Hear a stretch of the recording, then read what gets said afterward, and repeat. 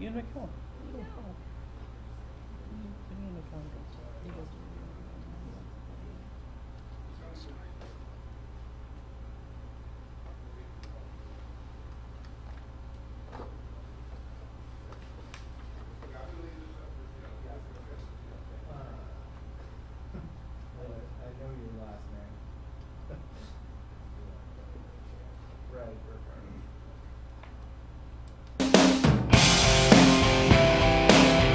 Won't you listen to reason? Will you open your eyes?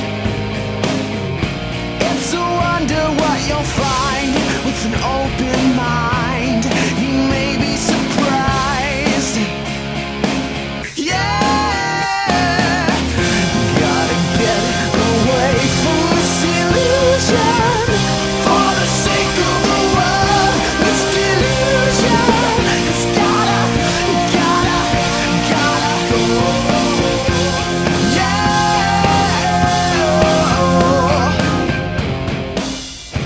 Hey everybody, welcome to another episode of The Atheist Experience. I'm your host, and with me today, sitting in for Martin Wagner, is Josh Burkhart.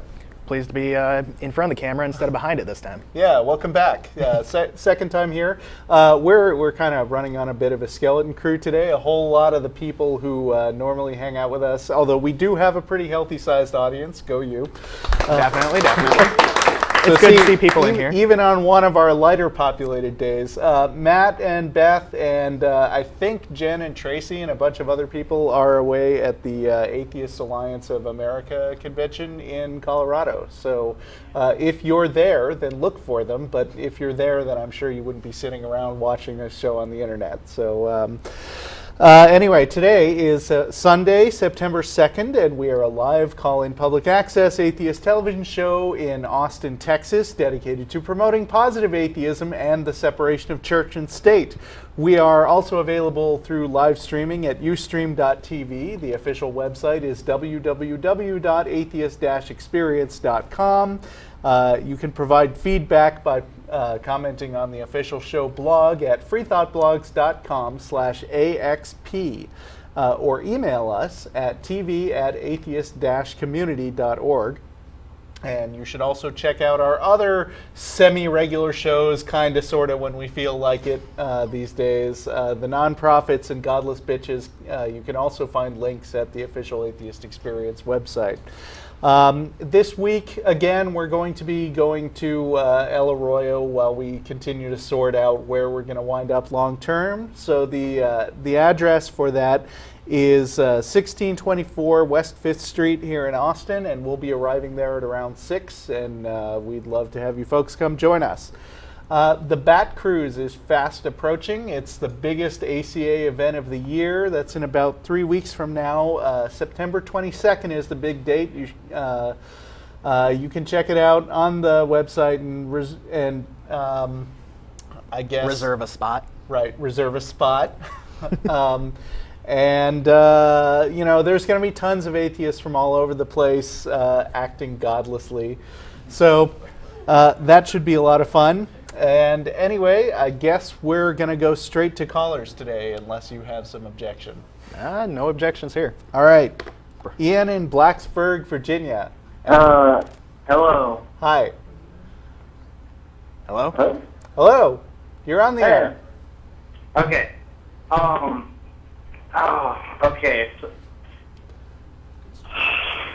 Did you call last week? Before I was this whole thing, I was going back over some of the other channel, other videos that had already been pre-recorded. And I was going through the most recent one due to just stuff.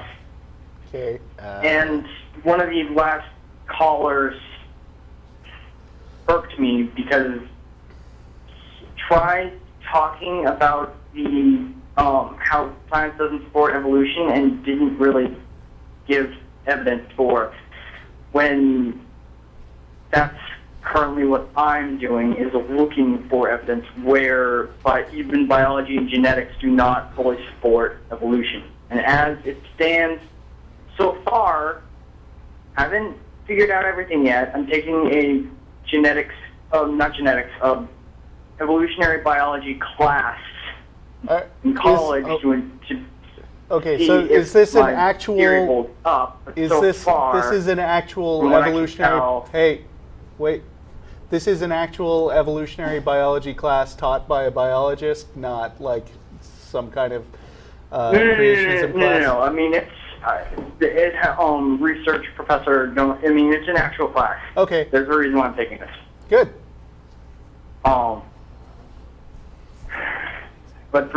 But obviously, as was stated before, the reason why, you know what, the reason why it's important. Everybody pretty much does. Did you have a question? I thought I did. I really thought I did. And now I can't figure out what it was. Let's see. Are you? From what I'm seeing in the call notes, you don't agree with evolution, or No. is that right? Okay. And you're taking the class to learn more about the basis for it, I guess, to try to better poke holes in it? Yes. Okay. Actually understand it from what it says, how it mixes up with biology, what actually we have discovered so far. Okay. Actually, How many weeks into the class are you right now? So far, one. I've gone around, I've looked at a couple of things, and I've gone through the book so far. But I'm not just taking it from this. I have already taken genetics, molecular what's the class called? Molecular biology and something or another. I don't remember. Phone readings, microbiology. I've already taken all of it, which is why I have a problem with evolution, because some things don't match up.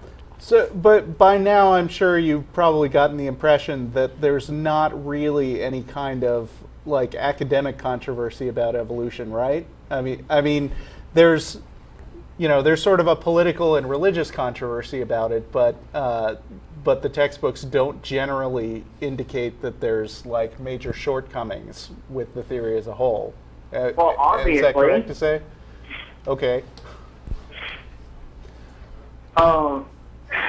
It's just things that just don't match up. From what I was studying, there's something missing. Things don't match up with what? Maybe if you get a few more weeks in the class and you ask those kinds of questions, you can get more detail about it. If it's just a question of missing, not quite, if it's just a question of missing things that you're looking for, then maybe you could arrange some FaceTime with your professor.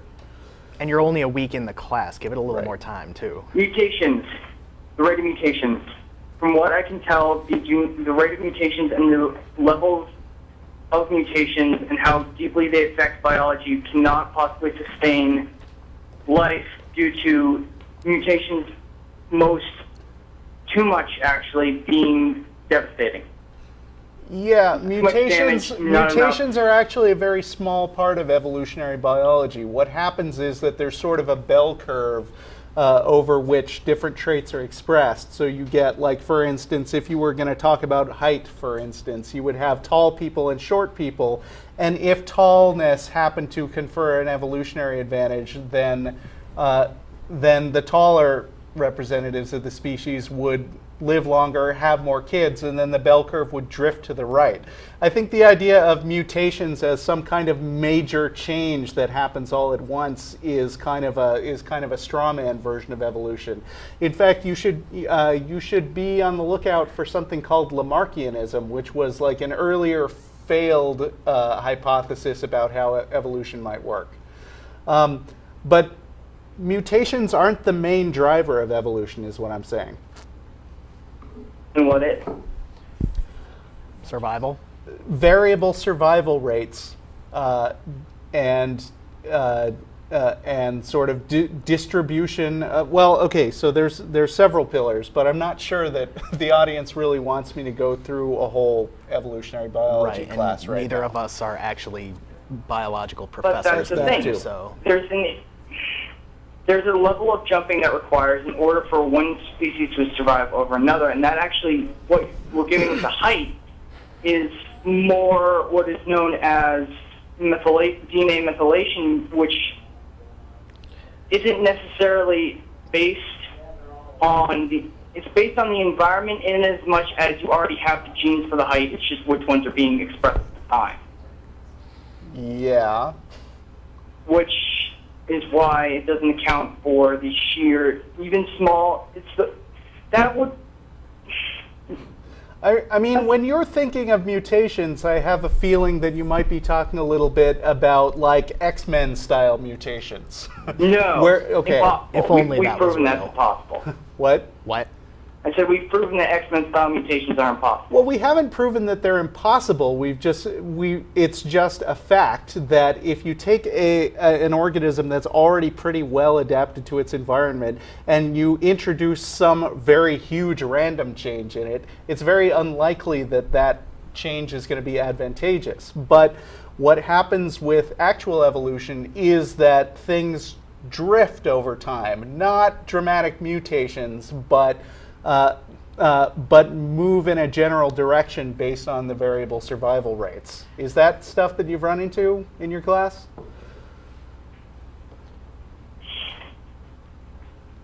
How about you give it a few more weeks and then call back? Yeah, that still doesn't make sense. All right, you're right.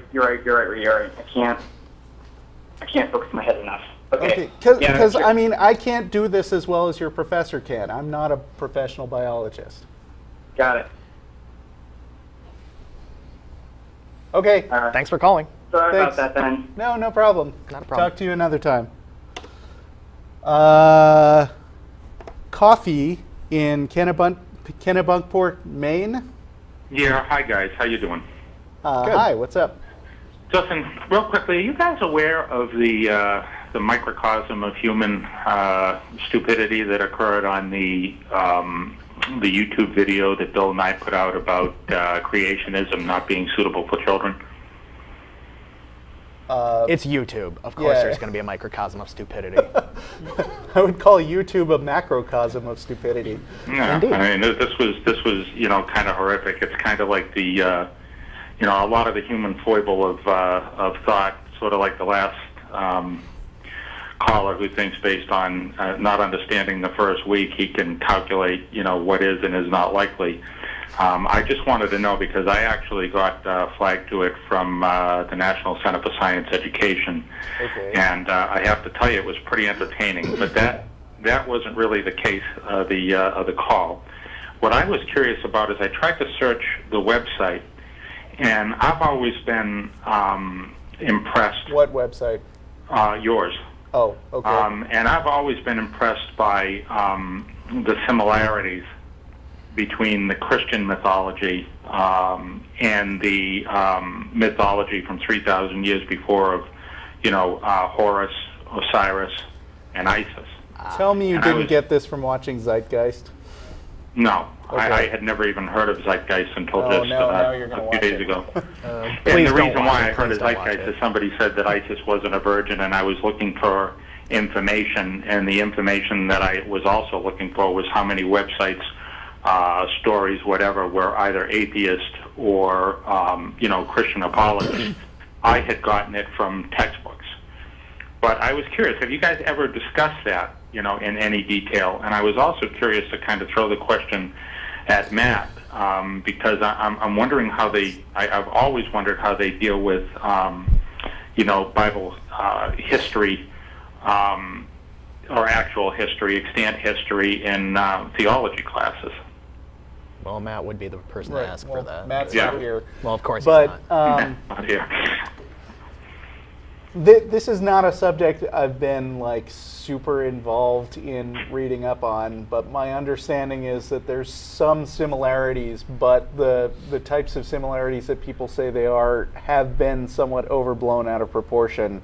And the people who say, flat out say, oh yeah, Jesus was just plagiarized straight from Horace, No. have to kind of kind of do a lot of stretching to kind of cherry pick information that seems a lot more similar than a bigger picture would be.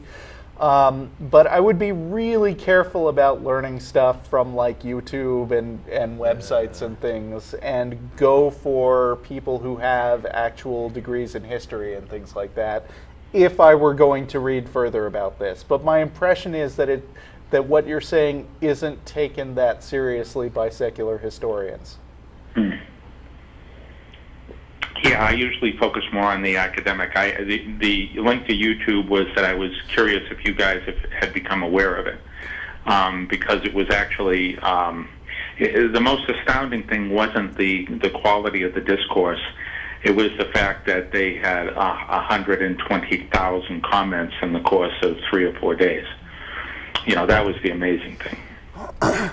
If you want to see somebody who's like reasonably interested in sort of whether Jesus is historical or not, you should check out some books by Richard Carrier, probably. Yeah. But be careful about your sources. That's all I'm saying. Always. Well, thank you guys. I really appreciate it. Okay. Thanks. Yep. Tom in California. Hi. Hey, thanks for having me on your program. I really appreciate it. Hey, what's up? I've been watching your program for a couple of months now, and recently I had an experience with a relative of mine at a wedding. He described himself as a Christian apologist. At the time, I had never heard that phrase. Well, you're going to hear a lot more if you I've watched your show in the tune meantime. I kind of have an idea what it means now. Yeah. But anyway, he described that he knew what heaven was because he'd already been there. Okay. And that implies that he has I been described dead. to him that I had lost my faith in the concept of an afterlife. And then I proceeded to describe to him that I kind of viewed the 10 billion people who've come and gone before us as experiments.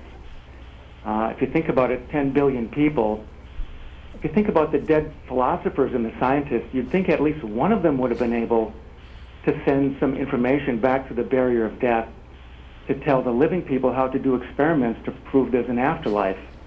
You know, it's been like 100,000 years since we've been on the planet. You might think that, although to be fair, for that whole 100,000 years, there weren't always people who had language and stuff. So, you know, well, but also... Oog send rock from sky. But when I used the word experiment, his eyebrow raised. I wasn't really sure if it was because he had never heard that expression before, or because I used that argument, or because I used the word experiment to describe those 10 billion dead people. What do you think? Well, was experiment the wrong word? Experiment implies that there's something you can test for sure either way, and like if you know, just playing Christian's advocate, if the barrier between earth and heaven was one way and it was just impossible for anyone to communicate back the other way, which, come to think of it, is obviously not true because, you know, burning bush and stuff like that. Yeah. But if nobody from heaven, I mean, let's say that everybody gets to heaven and nobody wants to communicate with people back on earth because they all undergo a personality change. I mean, you could invent an unlimited number of ways in which it was impossible to communicate back. But the problem is all of it's nonsensical speculation because you don't have any evidence that the heaven exists, and you don't have any reason to believe that, and so the burden of proof is on the guy who's saying, "Hey, I know that heaven exists because I've been there." You could ask him like, "How, you know, did you bring back any souvenirs?" I was tempted to ask him if he had the phone number of a dead person so I could validate it, but I didn't have the guts to do it. Or maybe like an email address, deadperson69@afterlife.com or something. Well, I mean, maybe you were afraid that actually it would be deadperson10billion@afterlife.com. Right. It's like on the plane on the way back, I kind of did a thought experiment. I imagined myself on this planet, with only 60,000 people who had ever existed, and 50,000 of them had died. And none of them have been able to send information back through the barrier of death to tell the living people how to do experiments.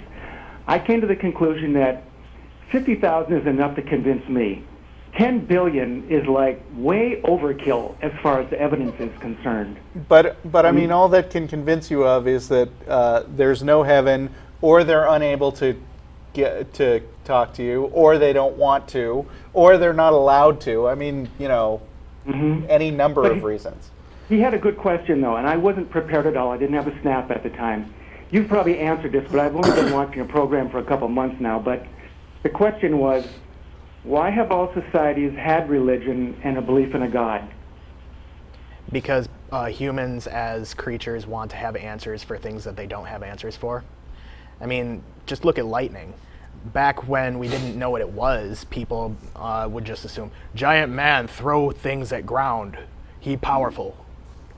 And it's always been like that. As long as our collective knowledge has increased, the room for God has just been decreasing. You know, in the meantime, I thought back about when my mom died. I was in the room. I saw her die. And I think it looks like maybe religion has to do a lot with mitigating the pain of loss. Sure. Yep. I mean, death sucks. Fearing, and essentially it's ironic because they pretend they know what happens when we die, but the exact opposite is true. They don't have a clue what happens when we die, and they invert reality and shove it back at us. Right, and religion glorifies faith to an extent. I mean, you know, they say if, you know, like I always remember how when I was talking to Ray Comfort, he was sitting there going, well, you don't know the answer, but I do. And I said, no, you don't. And he said, yes, I do. Because there's this sort of glorification of faith where if you make up an answer, then if you present it really confidently and act like you're really certain of it, then you can say that you know it, but you don't. But why do they call themselves Christian apologists? When I was in school, when I was in Catholic grade school and Catholic high school,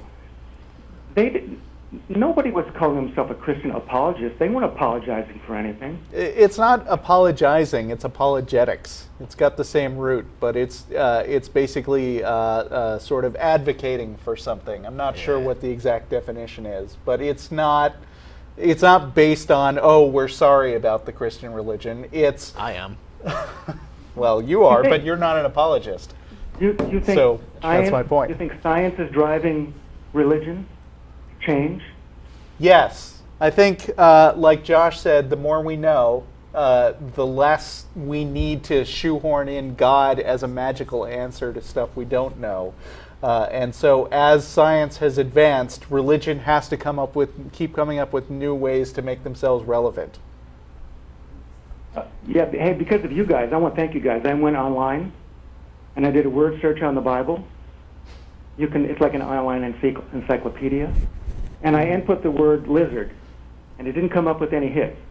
And I thought, wait a minute, Noah must have had at least one lizard on his boat, you know? And it turns out these online word search things, you got many different Bibles to choose from. Yep. There's so many different versions.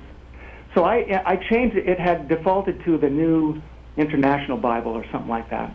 So I changed it to the one I know most, which is the King James Version. And sure enough, it came up with one hit for lizard. Okay. And I input the word amphibian, no hits. I input the word dinosaur, I mean, no this hits. shouldn't be news to you. It wasn't written in English. It was it was written in Greek and Hebrew, and the way it came to be in English was that people translate them, and translation is not a precise science, so people come up with different wordings for things. What's the translation for unicorn? Because that had 9 hits. I don't know. Why don't you go to those passages and compare them with the same passages in the other versions? They aren't in other versions. The word unicorn isn't in other. Yeah, but read the same chapter and verse and see what they say instead. They took it out. Okay. Anyway, what? Do you think that? What do you think is going through the minds of biblical scholars when they come up to the word unicorn in the Bible? I have no idea. I think, thanks for your call. I don't have any idea what's going through the mind of a biblical scholar, period. At all? Okay. Right. Hey, thank you so much for having me on your program. Sure thing. Not a problem. Bye. Bye-bye. Bye. Farron in Albuquerque. Hi, guys. Can you hear me? Yeah. Yeah. Yeah. I'll just make it real quick. The only question I have, I'm an atheist as well, and if you've had to really pick one argument that a theist or atheist has that has kind of given you pause, what would it be? I know you guys do a good job of like deconstructing any argument they have, but if there's one that you could pick out, what would it be, and what would your comeback to that be? Honestly, it's not the arguments that the apologists, well, not apologists, sorry. It's not the arguments that the people use that give me pause. It's just the fact that I'm right in front of them and I really don't want to aggravate a fight. Basically, if they say something to me, I'm already, well, it's basically my bullshit sensors going off. And I want to try to end the conversation or get my point across without actually either insulting them or provoking them. I think that a lot of people like exaggerate their personal experiences. Like we get people who call in and they say, you know, my mom died and then a week later I heard her voice or something like that.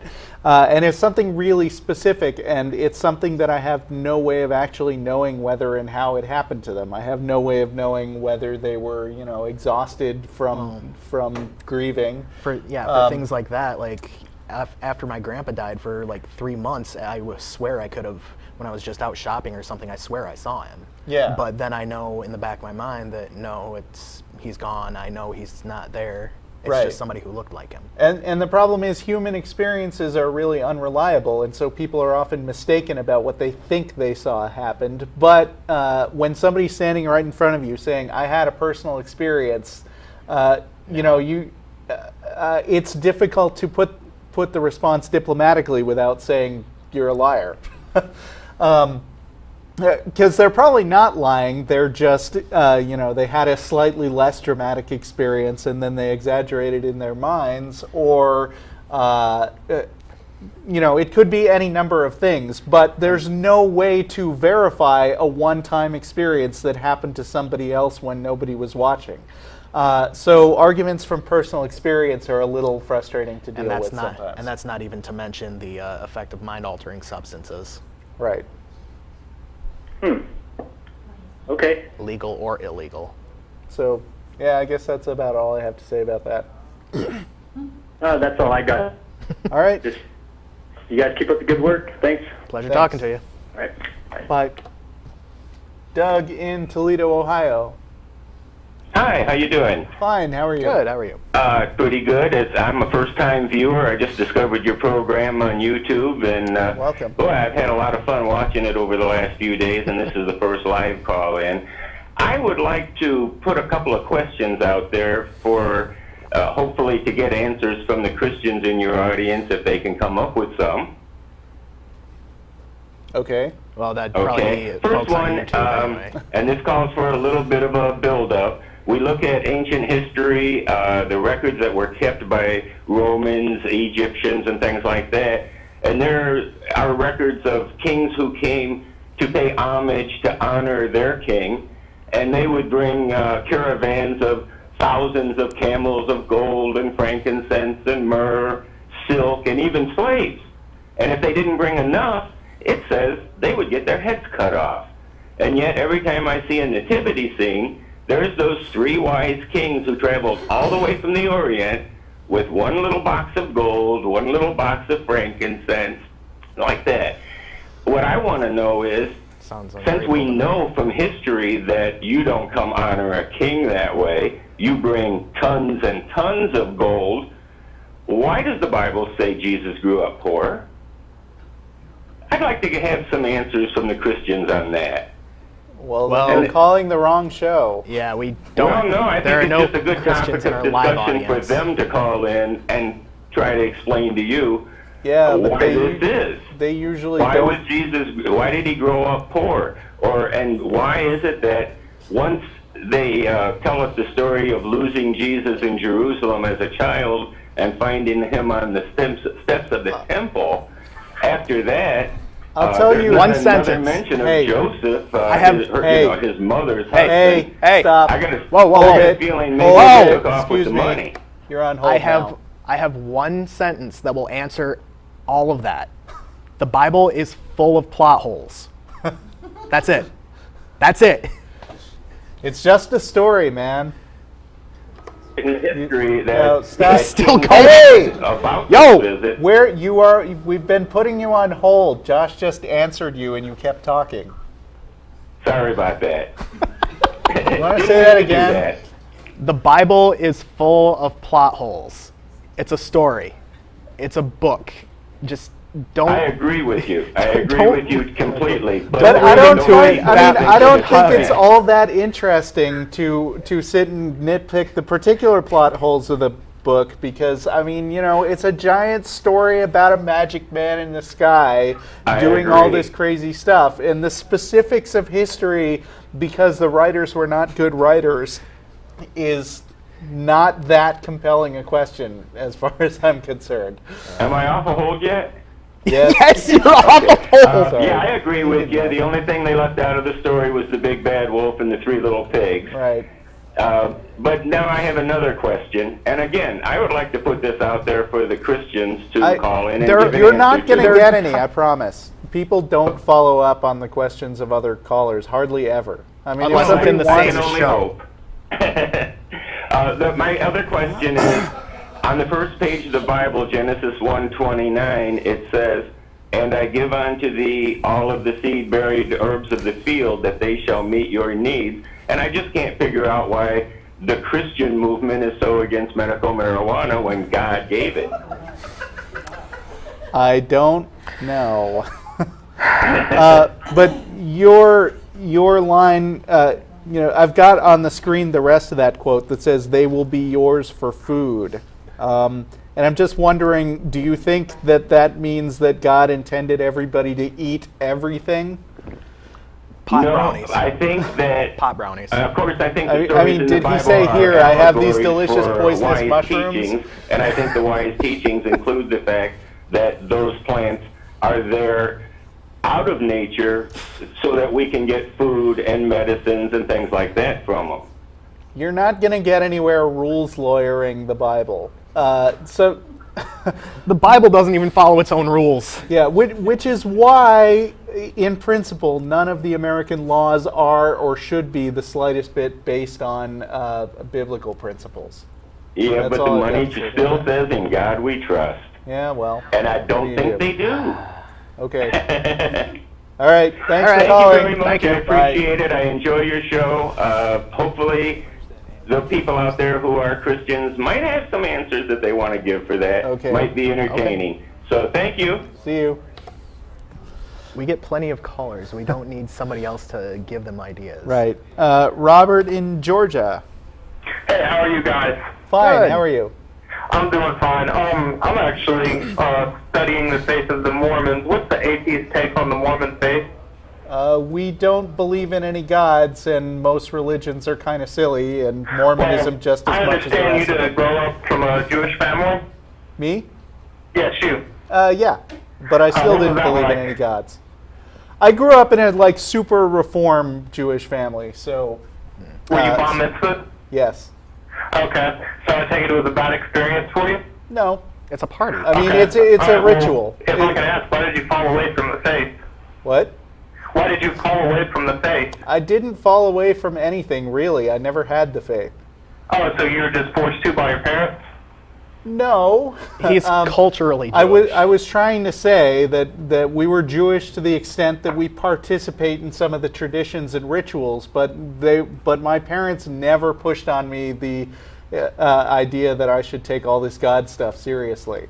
My bar mitzvah speech was about a pretty secular point in the Torah, which was the eye for an eye passage, and sort of discussing in a historical context how Jewish people dealt with criminal law.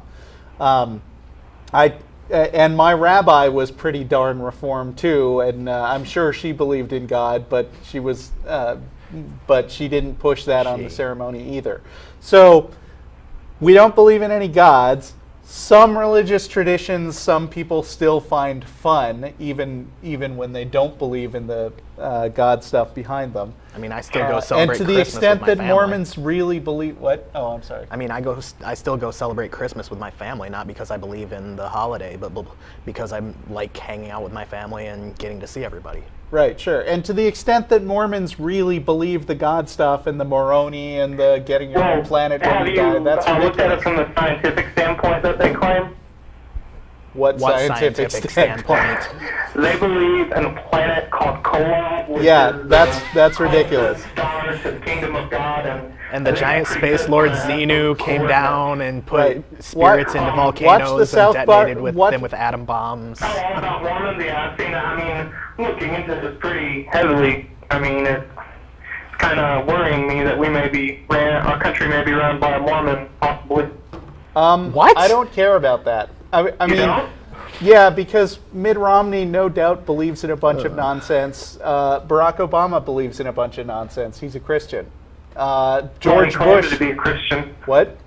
He claims to be a Christian. Yeah. Don't But, tell me. Do not say So he's a you guys, Muslim. have you ever looked into the scientific part that the Mormons try to prove? There aren't any scientific 'cause, I mean, parts I of understand Mormon. you guys correctly. You guys say that the burden of proof is on the person who professes to believe their faith. Right. Yes. Well, There's let me no let me planet ask you this. Kolob If that I was to anyone tell you knows I was of. a Christian, but I didn't believe the Bible to be the Word of God, what would you say? I would say give us some evidence. Well, I I also said I say- don't believe it. Oh, you don't? I do not believe it to be the Word of God, but I'm a Christian. Well, that's a pretty loose definition of Christian, but I guess if I can call myself a Jew, then go right ahead. Well, there's a difference between ethnic group and what your religious background is. I mean, followers of Judaism are usually people from Israel. They're ethnic Jews, whereas where I come from, we're not known by our religion. All right, so why are you a Christian? Because I was raised by my parents to be that way. I mean, But do you that's kind of believe- like asking me, why do you have manners? Why do you act like a decent member of society? Because, your parents taught you that. But and do you believe Jesus is God? Do I believe Jesus is God? Yeah. I'm kind of in the middle about that one. I mean, I believe he was the Son of God, but... But you yeah. believe there's a God, and you believe he died for our sins and stuff. I believe Jesus. Well, that's really where it throws me in the middle, because I wasn't there, and, there's probably 2 billion people on this planet who would tell me that, 6 minus 9 is 48. That doesn't make them right, but I'm kind of skeptical about the whole thing, and watching your TV show, I recently saw the last one. This is the first time I've ever watched it live, and, Ustream is kind of not going as smoothly as it should be, so... So it sounds to me like you would be classified as an agnostic Christian. In other words, you believe that stuff's probably true, but you don't really think you know it.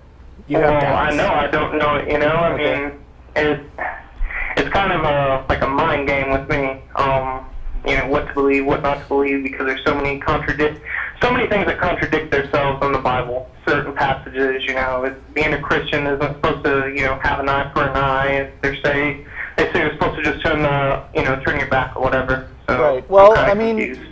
keep being skeptical, keep reading it with a critical eye, and just keep in mind that the time to believe in something is when you've got good evidence to believe that it's probably true. Well, I mean, that does make sense, but, some people like to hope, I have hope about many things, but, Right. Well, you can hope Do that you you're going to believe in win the hope? lottery, but it doesn't make you win the lottery. Well, Pray to God, if yes, you but keep actually rowing to play. shore. Yeah, but even if you play, the vast majority of people don't win the lottery. Oh, yeah, well, that's how they get their money, to pay out to the one lucky person who does. It's just Yeah, I by mean, feeding buying on a hope. lottery ticket mathematically is like exchanging $1 for 50 cents. Yeah, I But know. But, Yeah. no, I mean, it's just confusing to me. I mean, it's kind of a clusterfuck, kind of. Yeah. Yeah. Most religions are like that. Well, that's all I had. I like the show so far, so you guys keep up the work, and yeah, that's all I have, man. All right, thanks for All calling. right, All right, God bless. Bye. I don't remember what episode you're talking about, so I can't. Anne in Williamsburg, Virginia. Hey guys, I heard your caller earlier asking questions about the historical Jesus. So since I am a historian, I thought I'd fill you in there. Oh, great, lovely. Basically, current scholarship, any reasonable historian is like a scientist. We go on evidence, and there is no evidence for historical Jesus. Okay. Absolutely none outside the Bible. There's one Roman we've got talking about Christians, about, after Jesus died, but he doesn't refer to Jesus himself. So there's nothing there. We'd have to find something along the lines of the Dead Sea Scrolls to get there. But as far as Jesus being based on other religions, well, of course he is.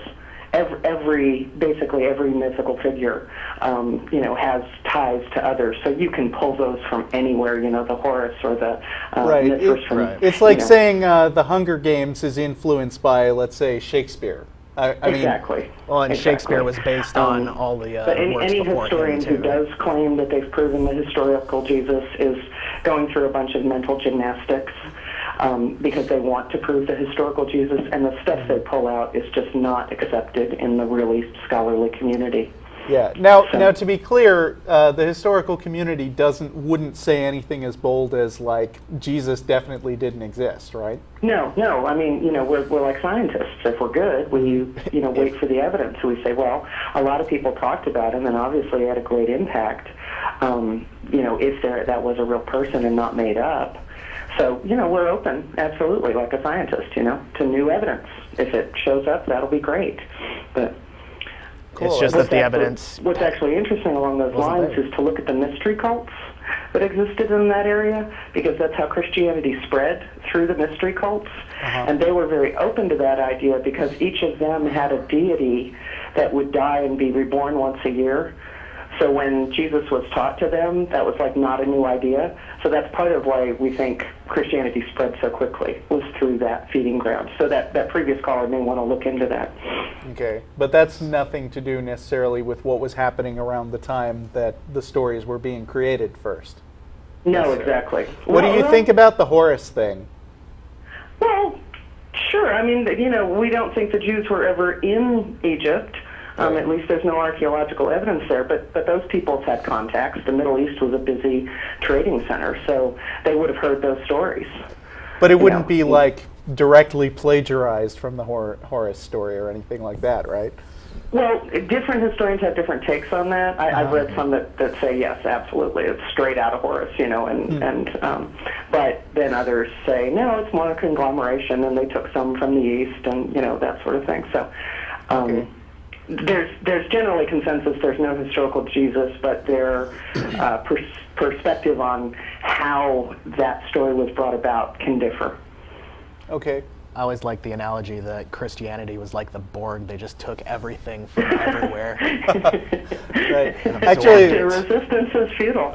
Let me bounce an analogy off you that I've used a couple of times, and I'm still kind of refining it. At best, all we can say is that the life of Jesus Christ is like Abraham Lincoln Vampire Hunter. It's a mashup.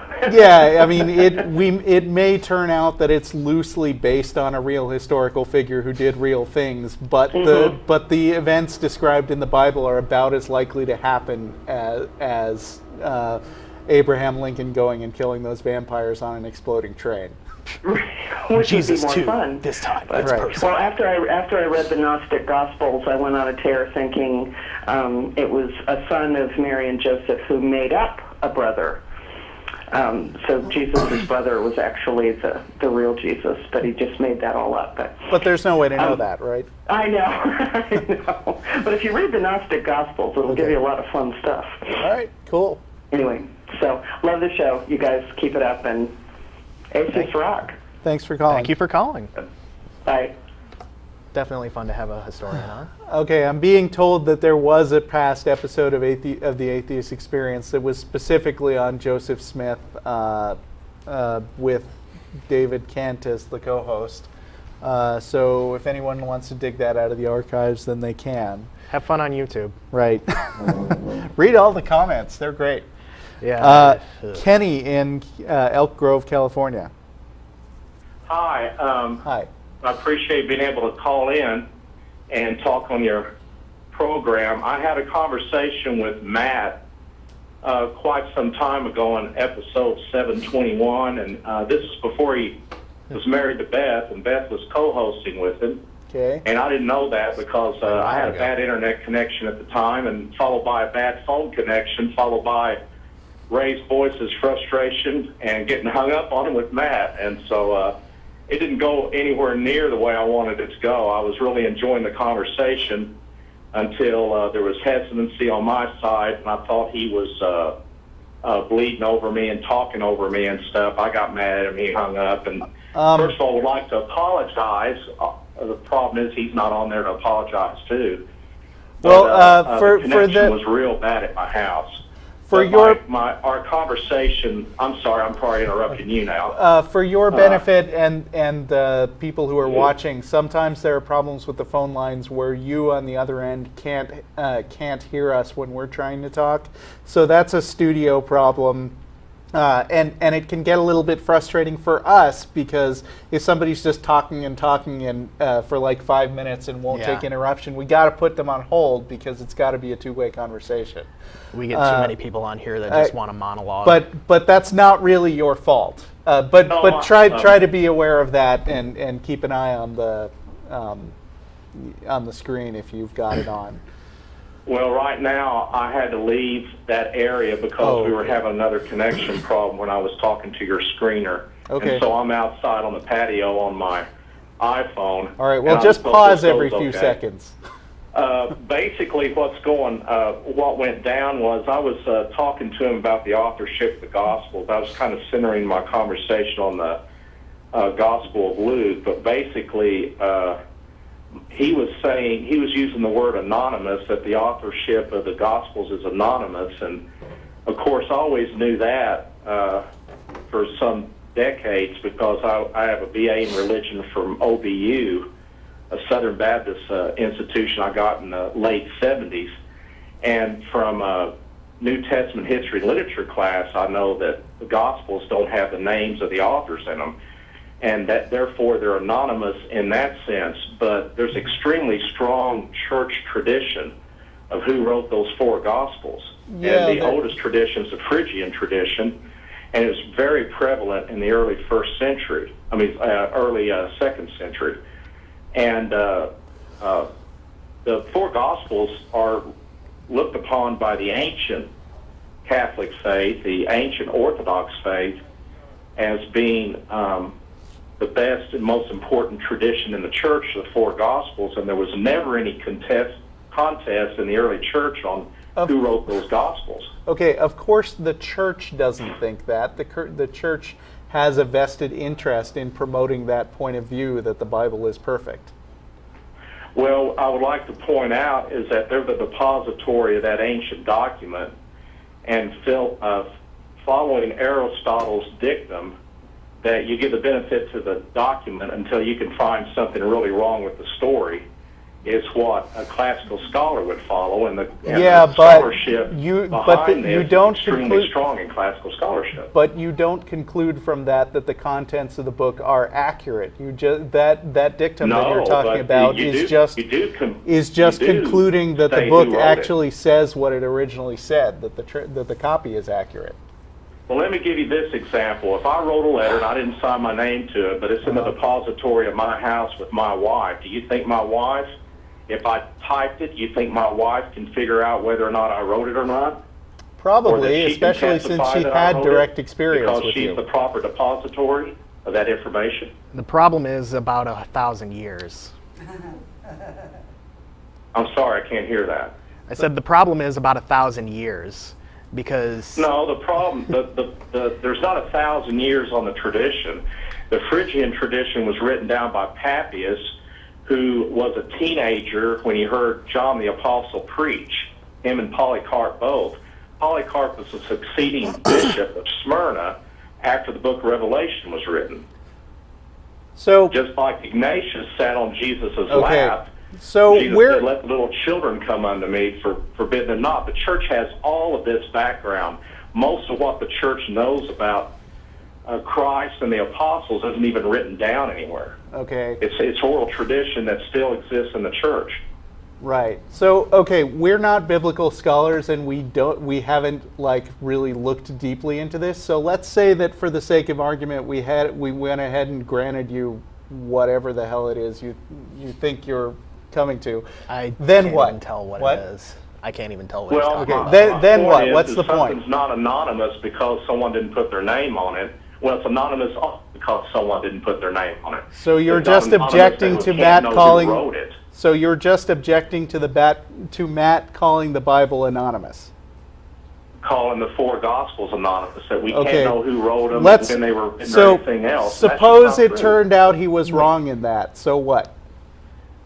Well, then we have a little bit more reliability if we can determine the authorship, and we can see wait a how second. close the authors were to the actual events, And and who's an eyewitness and who isn't. Hold And on. wait a second, didn't you even say that the Gospels themselves were passed down from oral traditions anyway?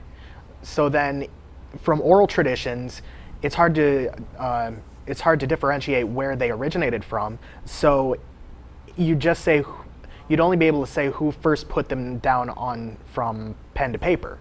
Well, that's a good point, except that the church, one of the reasons why the church accepted those four Gospels, rejected every other Gospel that came across when they were canonizing, is because these are the only four Gospels that were written in the first century. There's internal evidence in these Gospels to point to the first century. But they were While written Luke at was least. not an eyewitness of his Gospel. He was an eyewitness of the book of Acts. But they were written in at least 70 A.D., right? No, not all of them. Yes. The Gospel of John was more than likely written in 96, 95 A.D. But the other ones were written very close. I meant You don't 70 have the A.D. or destruction of the later. temple mentioned. If any Gospel that doesn't have the destruction of the temple mentioned in it, more than likely was written before 70 A.D. Before 70 A.D.? Yeah, because the temple was destroyed. No, from what I mean, I may not be I may not be a biblical scholar, but I do know that 70 A.D. is about the earliest that historians generally accept that this stuff was committed to paper. Well, actually, Mark has been expounded for many, many decades as being in the 60s. Okay, I might have had the exact time wrong, but we're talking like 30 years after the death of Jesus, right? I mean, people close still to it, think but Elvis is alive you got and to appearing to understand people. that creeds and everything existed in oral tradition in the church long before the Gospels were written, and some of those are copied down by Paul decades before the Elvis Gospels didn't were do written. that. If you start with Paul, Okay, but you got a great case for the Gospels being historically accurate because they're No. Even if you establish with perfect reliability that you knew who the authors were and when they wrote it, it wouldn't say a word about whether the things that were in the Bible were historically accurate. We know Okay, exactly who wrote Alice in Wonderland, and we know exactly when, but none of it is historically accurate from a content point of view. Well, let me help you for just a moment on that. We That there's just at had a least historian on. 87 things in the book of Acts alone that Yeah. have been confirmed historically as being true. How? Among them, people, places, and events I really wish we could call that have that been historian back. confirmed. Yeah, And but the reason I Spider-Man believe in the lived in New resurrection York. is because I was in the tomb and saw him rise. Yeah, I but believe in the resurrection because of all the material, natural things that happened before and after that resurrection. natural Was supposed to things occur in happen that- all the time, but I'm saying Spider-Man lived in New York. That's a real historical place. Does the fact that New York exists lend any credibility to the Spider-Man theory of history? Well, if you want to compare the resurrection with Spider-Man, I do, I do. actually. well, that's kind Because of they're that's both- kind of silly. That's almost like they're both comparing fictional Santa events. Claus to resurrection when we know that Santa Claus. I would Yes, do I that do want also. to compare Santa Claus to that. I would that presumptuous. happily compare Santa Claus to the resurrection. I think Well, they're about as or the well Easter founded. Bunny. First of all, I if mean, we Saint said Nick Tooth also was Fairy based or on a real Santa person. Claus is presumptuous for the simple fact that we What about the have a Krampus? reasonable alternative to Krampus? Santa Claus coming down the chimney and everything and giving the presents to because we have the names of our parents on the presents. We also have Well, the fact that some parents doesn't exist because we saw our parents put the money under the pillow. We stayed awake at but night. we don't know like that. we were Look, asleep. I could go to you and I could dictate the Bible to you, and then I could say, aha, they say God dictated the Bible, but it was really me. Just because you duplicate something that somebody else does, like for all you know, there might actually be a tooth fairy who puts money under the pillow, but if she sees the parents have already done it, she doesn't bother. As As played by Dwayne Johnson in the movies. Right. Only lasted for maybe a decade before things were starting to be written down, and the people that were involved in this were going around the churches and talking. The first method of publication in the first century with anything was to be a herald and go out and talk about it and share it out loud. Right. So some people really believed it. It's not credible because it was written down at a later date. You got to have over 100-year gap before you have the ugly I think at this point we're just arguing about the color of the invisible unicorn. And you don't have that. Right. I say it's pink. I say it's purple. Pink. Purple. Pink. Purple. Sorry. So some people really believed the Gospels, and they went around telling people about how much they believed it. The same as they do today with Mormonism, with Jehovah's Witnesses, with Scientology. You know, the sincerity of belief that people have in something is not evidence that it's actually true. That's just argument for popularity. Well, most people, like I know in the Eastern mind, it's more about what you experience than it is having a chronological history of something. Okay, if you don't care about scientifically confirming things, then that's fine. If you don't care about scientifically confirming things and just want to say, well, all that matters is what I think, then sure, what you think is that Jesus was real, and I can't argue that you don't think that. But that doesn't convince us. If I have a relationship with my wife, it's definitely different than the relationship I have with somebody else. Yep. It doesn't invalidate that relationship because it's different. And That's I remember true, when I called but in last time on the show, Beth raised the question, well, Ken, is your relationship to God the same as your father's? And I said, well, of course not, but that doesn't have anything to do with anything. Because my experience of God is supposed to be different than my experience with my father because they're different persons in the first place. It's different with anyone. Right. And it's immaterial whether or not my experience with God is spiritual. Yeah, but we at least... I believe that there's a possibility that reality is a dual reality of both spiritual and natural, that I don't just limit myself to what's natural. All right. Well, we at least can come up with actual evidence that your father and your wife exist. And that's the problem. You can have a relationship with an imaginary friend, and it'll be different for everybody. But we're out of time, and I'm going to have to let you go. Yep. Okay. All right. Thanks for calling. That's our crew. We're going to be at El Arroyo afterwards. And thanks, Josh, for filling in. Not a problem. Always glad to be on. All right. Even though I wasn't as talkative this time. See you guys next week.